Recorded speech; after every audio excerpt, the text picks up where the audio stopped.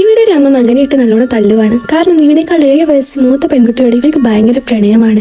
അവളുടെ കല്യാണം നടക്കാൻ പോവുകയാണ്. അതറിഞ്ഞ് അവൻ അവിടെ കെട്ടാൻ വന്ന ചെക്കന്റെ ഭക്ഷണത്തിൽ എലിവേഷൻ ചേർത്തു. എന്തോ ഭയത്തിന് ആ മനുഷ്യൻ മരിച്ചില്ല. അമ്മ നേരെ വിളിച്ച് പുറത്തേക്ക് കൊണ്ടുപോവാണ്.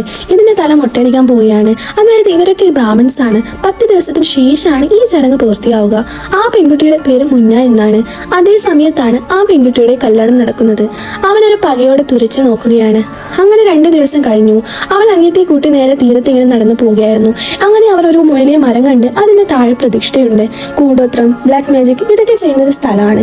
ഇതൊക്കെ വായിച്ച് പഠിച്ചിട്ടാണ് ഈ ചെറുക്കൻ കർമ്മം ചെയ്യാൻ വന്നത്. ഇതൊക്കെ എന്തിനാണെന്ന് ചെയ്യുന്ന അനിയത്തി ചോദിച്ചു തരാം. എനിക്ക് മുന്നേ വേണം, അതിനു വേണ്ടിയാണ് ഞാൻ ചെയ്യുന്നത്.